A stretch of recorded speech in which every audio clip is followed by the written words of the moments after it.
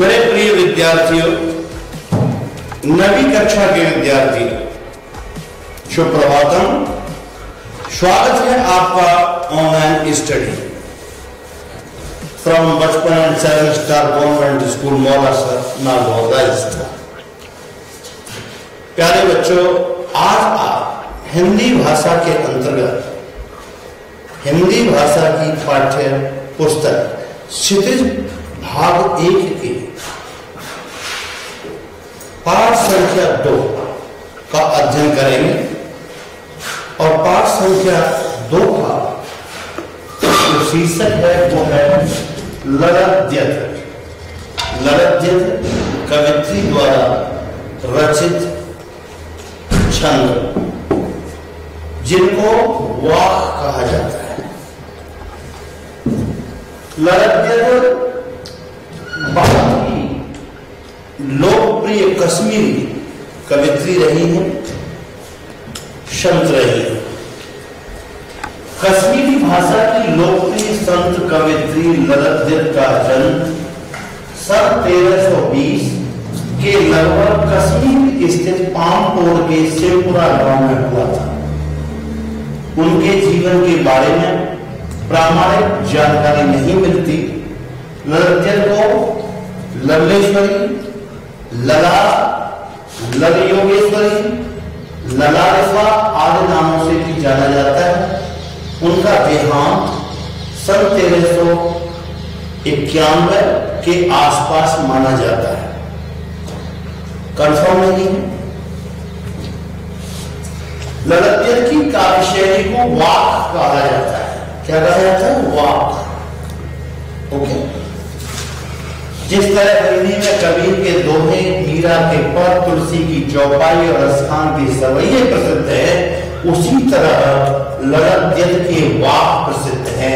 अपने वाकों के जरिए उन्होंने जाति और धर्म की संकीर्णताओं से ऊपर उठकर भक्ति के ऐसे रास्ते पर चलने पर जोर दिया जिसका जुड़ाव जीवन से हो। उन्होंने धार्मिक आडंबरों का विरोध किया और प्रेम को सबसे बड़ा मूल्य बताया। जीवन लोक जीवन के तत्वों से प्रेरित लरद्यथ की रचनाओं में तत्कालीन पंडिताओं भाषा, संस्कृत और दरबार के बोझ से दबी फारसी के स्थान पर जनता की सरल भाषा का प्रयोग हुआ है। यही कारण है कि लरद्यथ की रचनाएं सैकड़ों सालों से कश्मीरी जनता की स्मृति और वाणी में आज भी जीवित हैं। वे आधुनिक कश्मीरी भाषा का प्रमुख स्तंभ मानी जाती है। विद्यार्थियों को भक्ति काल की व्यापक जनचेतना और उसके अखिल भारतीय स्वरूप से परिचित कराने के उद्देश्य से यहाँ लरद्यथ के 4 वाकों का हिंदी अनुवाद प्रस्तुत किया जा रहा है। उनके वाक कश्मीरी भाषा में है, लेकिन यहाँ उनका अनुवाद हिंदी में किया गया और फिर आपके पाठ्यक्रम में रखा गया। उनके वाकों का हिंदी अनुवाद मीरा कांत जी ने किया है। पहले वाक में लरद्यथ ने ईश्वर प्राप्ति के लिए किए जाने वाले अपने प्रयासों की व्यर्थता की चर्चा की है। दूसरे में वाहिया आडंबरों का विरोध करते हुए यह कहा गया है कि अंतःकरण से संभावी होने पर ही मनुष्य की चेतना व्यापक हो सकती है। दूसरे शब्दों में इस माया जाल में कम से कम लिप्त होना चाहिए। तीसरे वाक में कवित्री के आत्मालोचन की अभिव्यक्ति है। वे अनुभव करती हैं कि भव सागर से यानी संसार रूपी सागर से पार जाने के लिए सद्कर्म ही सहायक होते हैं। भेदभाव का विरोध और ईश्वर की सर्वव्यापकता का बोध 14 वाक में है। लरद्यथ ने आत्म ज्ञान को ही सच्चा ज्ञान माना है। प्रस्तुत वाकों का अनुवाद मीरा कांत ने किया है। तो ये अनुदित है, ये हिंदी की रचनाएं नहीं है, कश्मीरी भाषा की रचनाएं हैं और ये अनुदित है। अनुदित का मतलब अनुवाद की हुई। तो प्यारे बच्चों देखिए, कवित्री लरद्यथ का पहला वाक।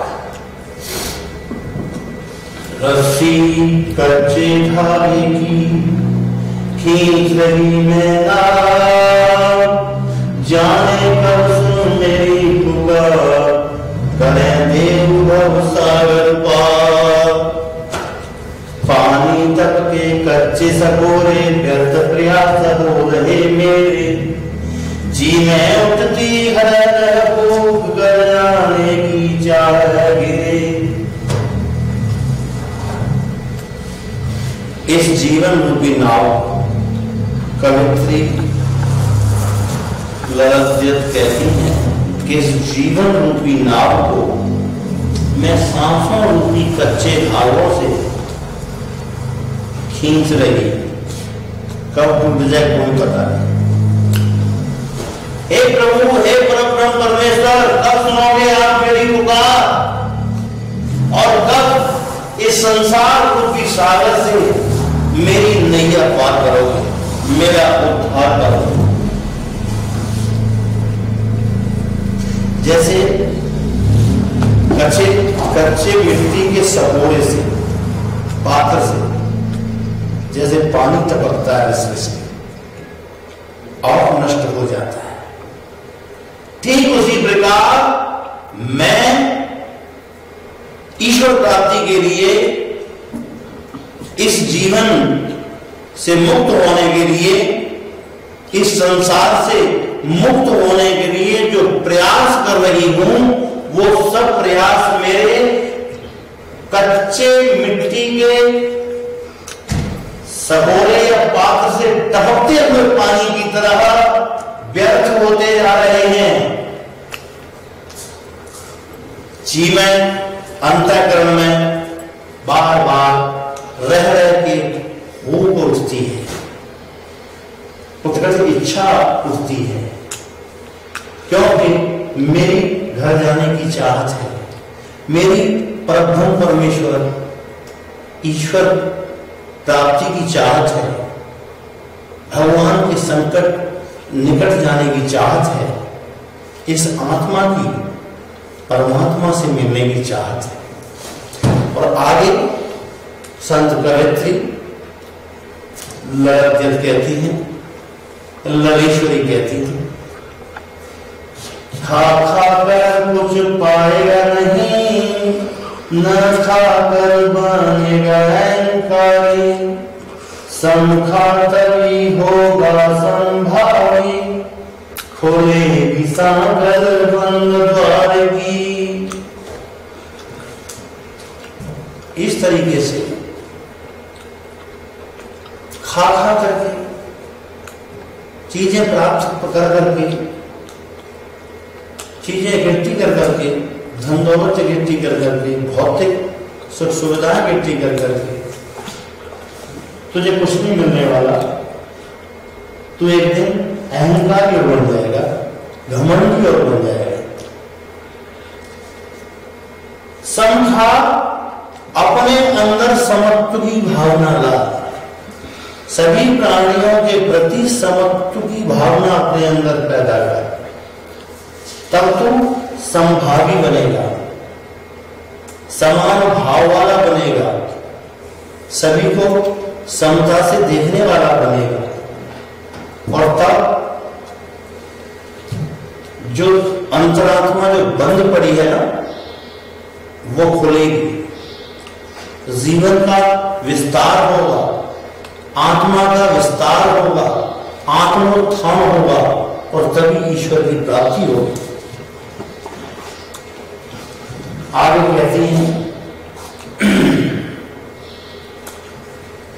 आई सीधी राह से गई न सीधी राह, सुसुम से तू पर खड़ी थी, बीत गया दिन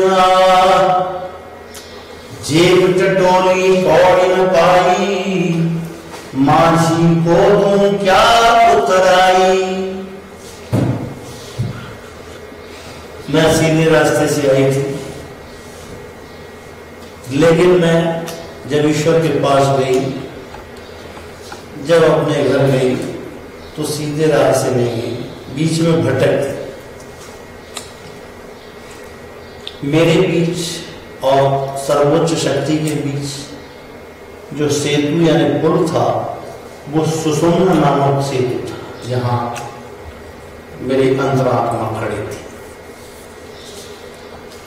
योग के अनुसार इड़ा, सुषुम्ना, पिंगला, ये 3 नाड़ियां होती हैं। इनके माध्यम से परब्रह्म परमेश्वर की अनुभूति की जाती है, सिद्धि प्राप्त की जाती है। और ये जो सुषुम्ना है, ये दोनों भावों के बीच ये जो ब्रह्मरंध्र है, यहां पर स्थित है। मैं सुषुम्ना नामक यहां पर ध्यान लगाए हुए थी, पूरा दिन बीत गया। सुषुम्ना नामक पुल पर खड़ी थी, पूरा दिन बीत गया। और उसके बाद में जब मैंने जेब टटोल के देखी तो उसमें कुछ नहीं, अर्थात मुझे कुछ भी प्राप्ति नहीं हुई। प्रयास करते करते मेरा प्रयास व्यर्थ हो गया, उसका रिजल्ट मुझे कुछ नहीं मिला। जब रिजल्ट कुछ नहीं मिला, जब मेरी जेब के अंदर एक सिक्का ही नहीं है, तो जिसने मुझे पार लगाया या जो मुझे पार लगा रहा है, एक किनारे से दूसरे किनारे ले जा रहा है, उस माझी या नाविक को, उस ईश्वर या गुरु को मैं इस पार से उस पार लगाने का दूं क्या? कुछ भी नहीं। और आगे कहती हैं ललत्य संत कलित, थल थल में बसता है शिव ही, भेद न कर क्या हिंदू मुसलमान, ज्ञानी है तो स्वयं को जान, वही है साहिब से पहचान। जो सिर है भगवान शंकर है, प्रभु है। थल थल में यानी धरती के कोण कण में, कोने कोने में, जगह जगह पर विराजमान, करकड़ में व्याप्त। तो ये हिंदू है, ये मुसलमान है, इस तरीके से तू भेद मत कर। ये अल्लाह है, ये खुदा है, ये राम है, ये भगवान है, इस तरीके से भेद मत कर। ईश्वर एक ही है। और अगर तू ज्ञान प्राप्त करने वाला है, अगर तू ज्ञानी है, तो सबसे पहले तो अपने आप को जान, अपनी अंतरात्मा को टटोल, खुद को जानने का प्रयास कर।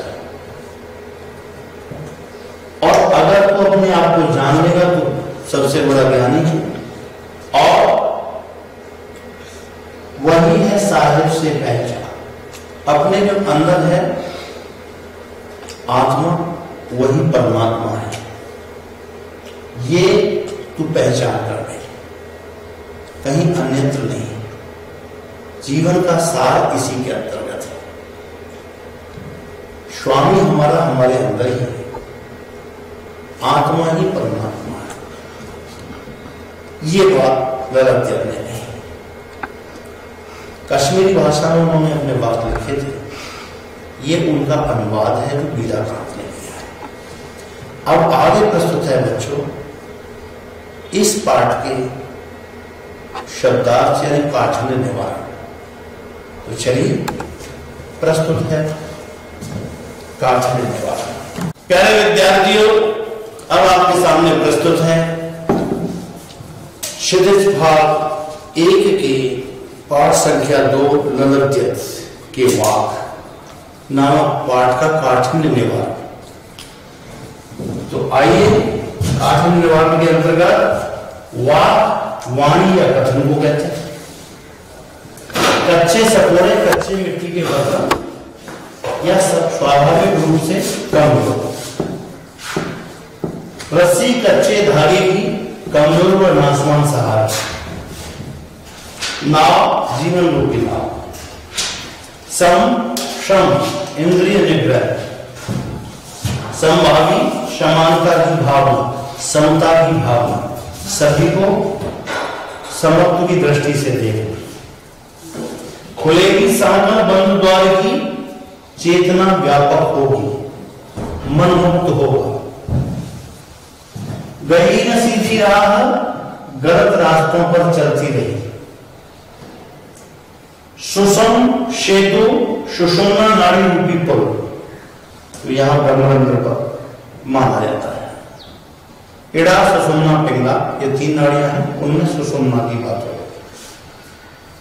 जेब टटोली, आत्मावलोकन किया। कौड़ी पाई, कुछ प्राप्त नहीं हुआ, रिजल्ट 0 रहा। माझी, ईश्वर, गुरु और नाभिक को कहते हैं। उतराई, उतराई का मतलब है यहाँ मेहनताना, अर्थात जैसे नाविक आपको नाव में बिठा के किस किनारे से उस किनारे ले जाकर के जो छोड़ता है, तो उसके बदले में जो आप उसको मेहनताना उसको देते हो, पारिश्रमिक देते हो। थल थल, थल थल का मतलब है सर्वत्र, सब जगह, कड़कड़ में। शिव का मतलब है ईश्वर, प्रभु। साहेब, साहेब का अर्थ भी है ईश्वर या स्वामी। इसके अतिरिक्त यदि और कोई शब्द आपके सामने ऐसा आता है जिसका अर्थ आपको नहीं मालूम, तो आप शब्दकोश का सहारा लें, शब्दकोश में देखें। अब इसके बाद में मेरे प्यारे विद्यार्थियों, आपको बोध प्रश्न कराए जाएंगे और बोध प्रश्न के बाद में आपको कुछ प्रश्न गृह कार्य में दिए जाएंगे। आज के लिए इतना ही। आपका दिन शुभ हो। हरि ओम।